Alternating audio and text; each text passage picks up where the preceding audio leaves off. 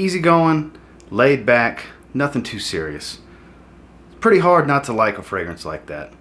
And during the summertime, there's a lot of options available that can do just that, that are geared for the warmer weather. And in this video, I'm bringing you 5 of my favorites. They're just laid back and easygoing. So stay tuned.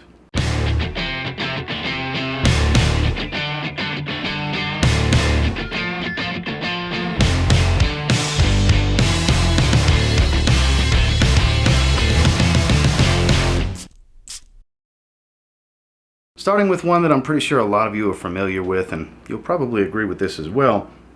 It's just fresh, delightful. It's a warm lemon type of smell.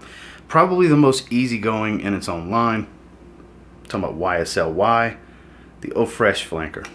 So, interesting story recently. When I got back from Chicago, I had brought this one with me. Was unpacking my fragrances. I just finished unpacking my clothing. My wife saw the bottle. For some reason or another, I guess she hasn't noticed the bottle before. Smelled the atomizer and started spraying herself. Loves the way it smells, and smells pretty good on her. Has nothing to do with how laid back and easygoing this is, just an interesting little fun fact that recently happened with this fragrance. And like I said, it's a lot of lemon. You do get the YSL DNA, that sage ambergris type of smell, that blue fragrance of DNA, even though it's not necessarily listed with the ambergris, if I remember correctly. The ginger and the lemon are what's most different about this. It's a bright lemon, very bright up top. The ginger adds that crisp, bright, airy appeal, but also adds that warm lemon smell to enhance the lemon note that's in here and make it smell like a warm lemon for a lot longer after I'm sure the lemon's already burned off, which is, I'm sure, only good for about an hour or so. The ginger kind of takes over. It's an interesting take on the Y DNA, but it's the most laid back, easygoing of the group in my opinion, whereas the EDT's super bright, super fresh, and a bit on the synthetic side. The EDP's in your face and loud. Live is a bit more sweet and youthful. And then I haven't smelled the Le Parfum, so I can't lump that in with the rest of these, but based on my experience, for the Y line, it doesn't get more easygoing than Y Eau Fraiche. This next one's not necessarily all that popular because it's unique. It's different. It's not for everyone. It's an herbal chamomile tea note. It's got kind of this bitter, dry, powdery almond smell. I am talking about Gucci Mémoire d'une Odeur. Like I said, polarizing, not everybody's favorite. It actually was planned to be my scent of the night. I'm recording this at night. I forgot to spray my fragrance on. I think it's quite enjoyable. Lovely laid back type of fragrance. Casual setting. Nothing serious about this one. Of course you can dress it up, but the scent profile to me begs you to just be on an easy laid back type of situation where you want to wear this one, because that's how the scent profile offers itself up to me. It's very laid back. Like I said, chamomile tea, relaxing tea. Definitely get that relaxing quality from the scent profile. I smell it all in my face right now. It's quite lovely. And like I said, there's this bitter almond, there's this Indian jasmine in there that adds this soft, powdery, floral, bitter nature to it. It's delightful, perfectly unisex, anyone can wear it. And yes, it's an acquired taste. Not everyone's gonna like it. Like I said, it's very polarizing, but for me, it's quite enjoyable. Laid back settings, it's one I wanna reach for. Tonight, easygoing summer fragrances video. Why not wear an easygoing summer fragrance? So I had plans to put it on. You saw the application. I'm enjoying it, and if you test it out, you might end up getting a bottle and enjoy it yourself. Gucci Mémoire d'une Odeur. So not that long ago, this was going around the rack stores pretty heavily, mainly Burlington's for $20. People were scooping them up. That's where this bottle came from as well. Le Male, one of the most popular fragrances of all time by Jean-Paul Gaultier. This is Le Male Summer 2013. So this was getting a lot of rotation from a lot of people because, like I said, 20 bucks, it was showing up all over the place. So not far off from the original Le Male DNA, just a bit fresher and lighter and easier wear. Not as in your face. I find it's not as heavy on the vanilla.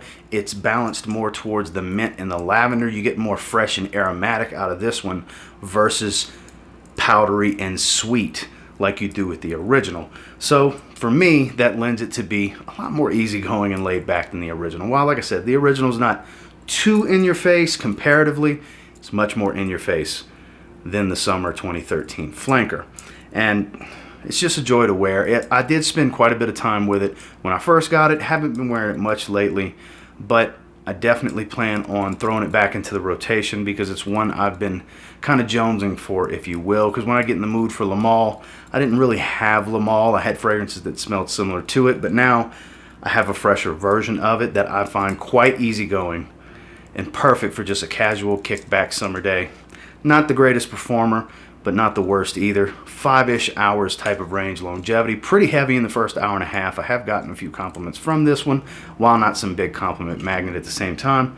It's just enjoyable.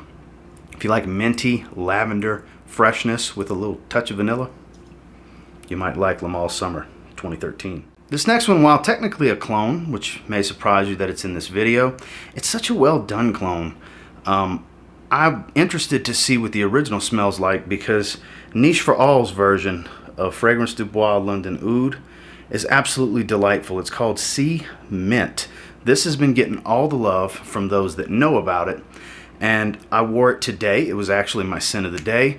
It's this aquatic sea notes mint. I mean, it's like a super strong peppermint, authentic peppermint. So the thing about Niche for All is they use niche quality oils. The quality is definitely there, whereas most clones don't have that level of quality. They're much lower grade, ergo cheaper to make. This one has the performance and has the scent profile and the scent quality.